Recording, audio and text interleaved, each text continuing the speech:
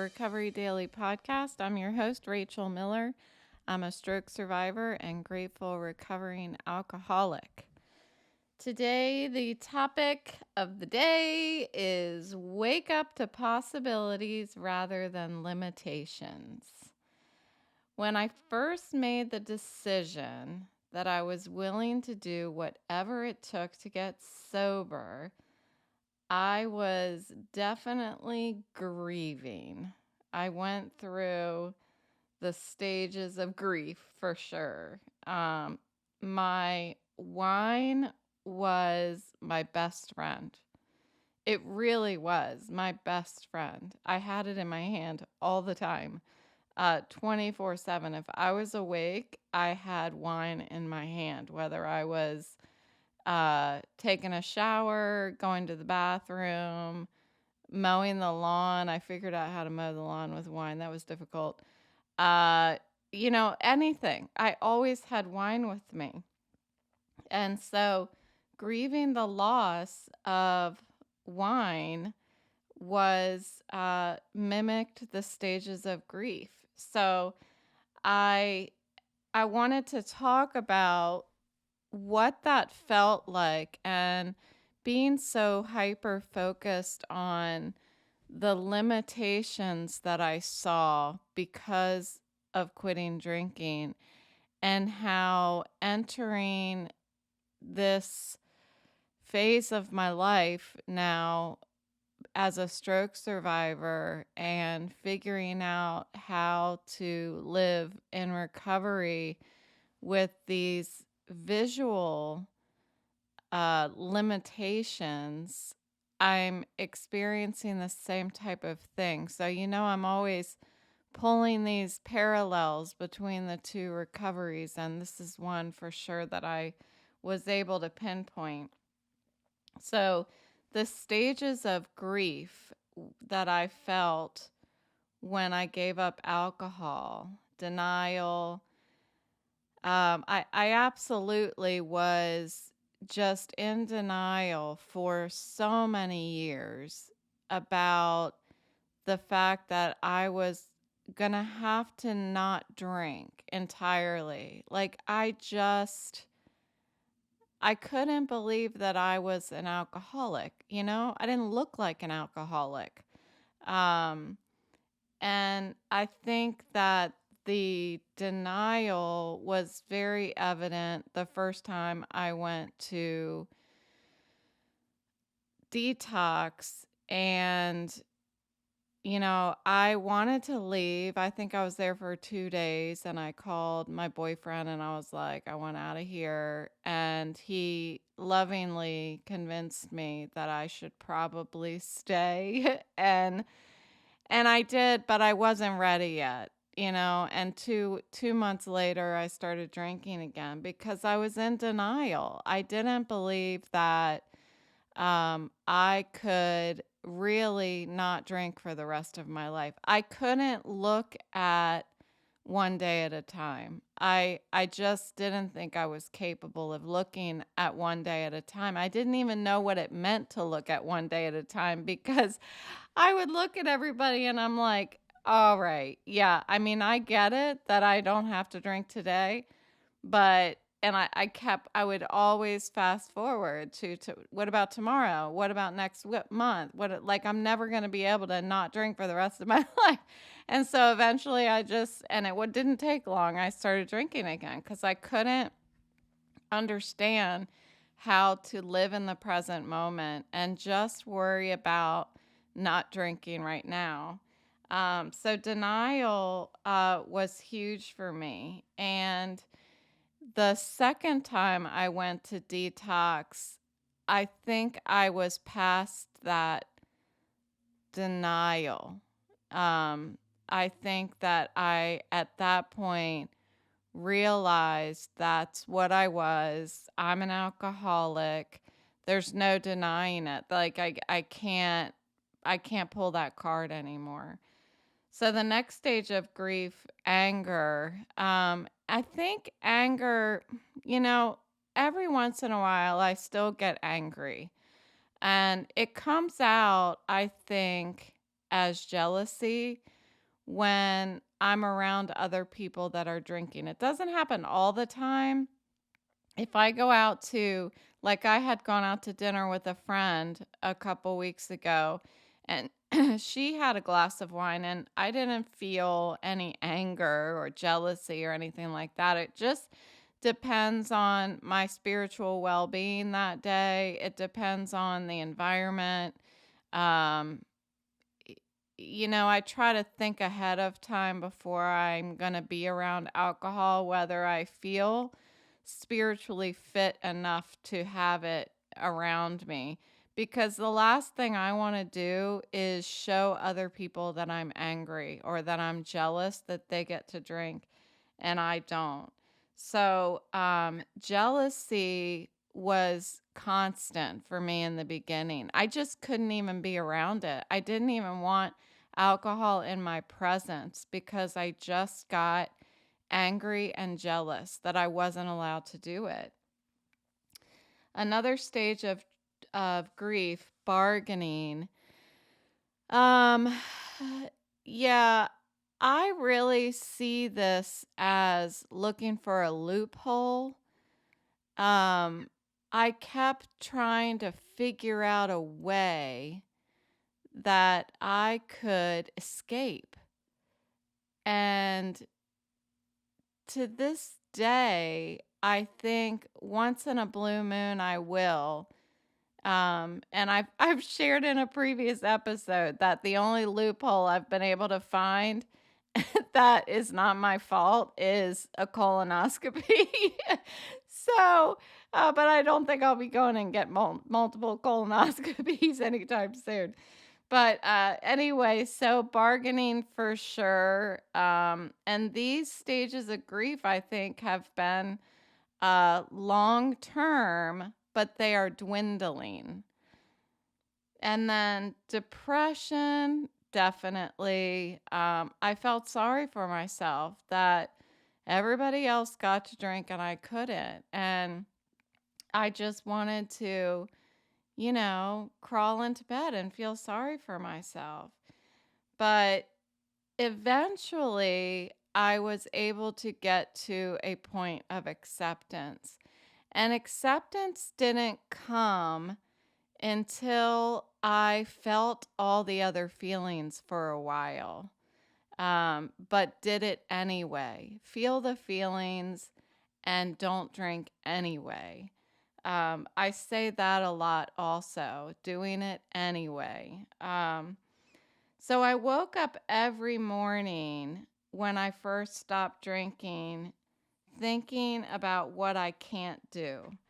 And I think most overriding feeling or thought I had when I first stopped drinking was that I'm no longer going to have fun. And I've heard so many people say this in my program and meetings that I thought like the fun in life was over once I stopped drinking. There was no more hanging out with friends, no more evenings out partying, no more releases from the stresses of life. The idea of living without alcohol was just absolutely so depressing and sad. I cried a lot. And I'm not talking about just crying about the emotions that I had been drowning all those years about, mourning the death of people or uh processing different types of emotions that I never felt before when I was still drinking. No, I'm just talking about the depression and sadness of not having that security blanket. That's what wine was for me. Um, I still, even talking about it, have this, it's terrible. I have this love. It's not an inanimate object. It's really odd. It's really strange. But it was also very scary to know that I wasn't going to be able to have that security blanket anymore. So I lived with so much jealousy for so long. The final time I went to detox and realized it wasn't that I realized it, I decided that I was willing to do whatever it took, whatever the consequences, whatever the misery. I was willing to do whatever it took to not pick up a drink again because I just, I couldn't do it anymore. I was losing my life. I was losing my loved ones. I was losing my health. And I couldn't do that to my children. And I had to get past accepting all the limitations that I saw in front of me to stop picking up a drink. And over time, by not picking up the drink and practicing my sobriety program, going to meetings, practicing the steps of the program, taking all the suggestions of the people in the fellowship, my sponsor, not just picking and choosing what suggestions are easiest for me, what I want to do and what I don't want to do because this or that happened in my life previously, so I'm not going to do that. But I got to the point where I realized that if I don't take every suggestion, do everything that I'm told to do, I'm not going to get sober because I'm going to keep figuring out a way to drink. So I had to get uncomfortable. And I've talked a lot in the past about getting comfortable being uncomfortable. I'm not talking about that. I'm talking about just getting uncomfortable, period. Just feeling icky, feeling sad, feeling jealous, feeling depressed, feeling all of those feelings and just letting them happen to me. Over time, and sharing about it, talking about it with another alcoholic, not talking about it with people who don't know what it's like to be addicted to a substance, but talking about it with somebody who has felt it before. By doing that, over time, I began to see that my limitations actually existed as an active alcoholic. That's where the limitations lived. Being constantly drunk, I was limiting myself to experiencing life. I had no idea that life could be this beautiful and exciting and limitless. I mean, that's what I feel now. But I didn't feel that way when I first stopped drinking. When I first stopped drinking, I was like, I can't do anything anymore. You know, those are all of my I have so many limitations. Life is, I can't do anything anymore. But now I realize that I couldn't do anything when I was drinking. I couldn't get my shit together enough to do anything. And now life is limitless. You know, I'm present for my family. I feel the pains of being human without drowning them in alcohol. And more importantly than feeling the pains of being human, I feel the peace and the serenity that meets me on the other side of that mountain of pain. I didn't feel that feeling that waits for us on the other side of grief until I got sober. All of those people who passed in my life that I never properly grieved deserved more than that from me. They deserved a proper mourning, a proper release into the beauty of my memories instead of me holding their memories hostage in a bottle. And that is just one of the thousands of emotional limitations of active alcoholism. As a stroke survivor, when I finally waved the white flag and said enough is enough, I couldn't function anymore because I was in so much pain in my head, nausea. I was unstable on my feet. I mean, I felt like I was just going to fall out. And it's a little different than dizziness. I also had dizziness, but that unstable feeling was like my head, like my brain was a TV set, and at any given moment somebody was just going to turn the TV set off. That's what it felt like in my head, and it still feels like that sometimes. But before I walked away from work, uh, it was it was happening intermittently throughout the day. So you name it, like all of these horrible physical pains I was having and discomforts. So when I went on short-term disability, I started waking up in the mornings with that same mindset. I was looking at my limitations. I was looking at all the things that I can't do. Very frustrated, very sad, depressed, angry, all of those same stages of grief I was feeling. And I would wake up and think, it would take a second for me to remember, but as soon as I opened my eyes, my head would start hurting again.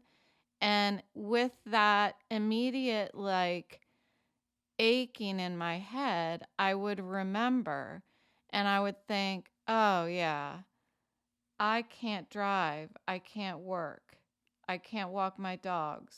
I can't watch TV. You know, all the things that I enjoyed. I can't kayak. I can't bike. I can't paint. I can't read.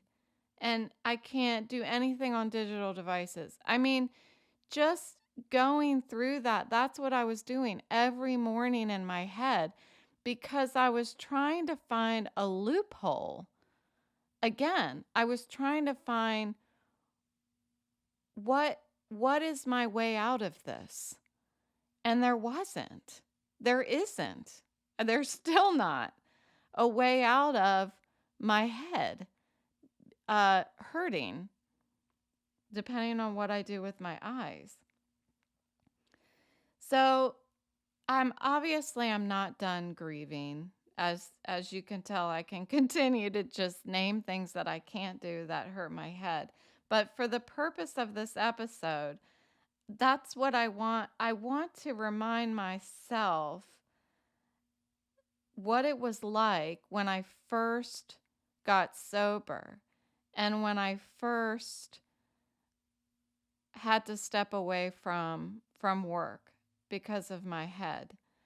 I want to remind myself what it was like waking up to limitations. Not only do I want to remind myself, but I want to share this with any suffering alcoholic or any stroke survivor that is waking up to limitations. That is normal. You know why I know it's normal? I'm not a doctor. If I was, I wouldn't be doing a podcast. But I know it's normal because I've done it twice. So it has to be normal because one thing I've learned in recovery is that I'm not unique. And so that if I've felt it, somebody else has felt it before. So I'm telling you now, it's normal as you begin to recover to wake up to limitations in your mind. And it's up to me, it's up to us in recovery to start waking up to possibilities. So I haven't given a health update lately, I realize. So I wanted to do that as well. This is where I'm at. I believe the last that I've shared was that my neurologist started me on migraine injections. So these are a shot a month that I give myself, and we're trying to see if this will start getting rid of this chronic headache that I have. And what it's done for me it's been almost a month now. So I'm just about to give myself the next injection. So what it's done is it's taken away the sharp pains on either side of my head. That's what has gone away. What has not gone away is the headaches. It seems like it's touched them a little bit. So the last time I was at the neurologist, I had to give a rating from 0 to 10 of the level of pain in my head. So the constant pain in my head was at about a 7 or an 8. I can't remember which one I had told her. It was pretty high. And I was having underneath or above, whatever you want to call it, that chronic aching. I was also getting sharp pains in my head. So the sharp pains are gone, and the aching is probably down to uh, about a 3 or a 4. So, and I can aggravate it in an instant, and it'll go up to a 7 or an 8, depending on, like, if I were to get my phone out and start doing something on it, it'll shoot up to a 7 or an 8. So it stays at a 3 or a 4. I would say a 3. Let's say 3. uh, it stays at about a 3 without me doing anything significant, meaning I can walk my dogs around the block with sunglasses on. I can sew my quilt, and I can clean the house. Those types of things that aren't particularly particularly aggravating to my head. I can do those and stay at about a 3. But as soon as I start doing anything that I'm, all that shit that I just listed, it'll shoot up to like a 7 or 8. I still can't ride in the car with my eyes open. I haven't been able to do that since I had my stroke 2 years ago. So that's where I'm at as far as pains in my head. I haven't, I try to see if I can spend time on my Mac, but it just hasn't changed at all. There's no like when I first had the stroke 2 years ago, I could go on the computer for like 15 minutes, take a break for a couple hours, go on for 15 minutes, take a break for 2 hours. And then over time, I could get on the computer longer. But after 4 months, I still can't. I think it's been 3.5 months. I still can't be on the computer for any length of time, and it's hurting less or anything like that. So, um, I push myself too hard every day. That is something that I'm going to continue to work on. and respect my boundaries that I have set up. And I'm not great at it, but I'm trying to. It's a battle between what I want to do and feeling good, and I keep feeling like there's some place where they meet in the middle, and I'm proven wrong quite often. So I'm also learning how to listen to football because it's that time of year. And so this is the first time that I can't actually watch the football games. So I just had a little twinge of sadness when I said that. And you can imagine I'm just a big uh, NFL football fan. So learning how to listen to them, and my boyfriend's just awesome. As I always say, we are getting even more into making sure that there's football food so that I can enjoy something while I'm listening to the football. And we have to turn the TV up a little louder so that I can focus on what's happening.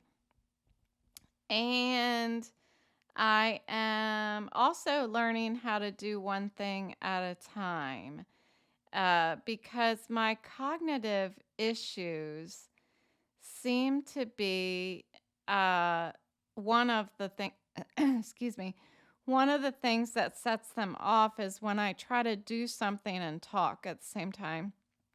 So, um, it's anything. I can't talk and do something at the same time. So it's like I compare it to trying to spit and breathe in at the same time. Like I can't do it. I literally, if I start doing something, I stop talking. I can't do them at the same time. It's odd. Anyway, I'll be getting tested for that in December. That can't come soon enough. So that is how my health is going. And let's try to wake up every morning to possibilities instead of limitations. And thanks for listening. I'll talk to you tomorrow.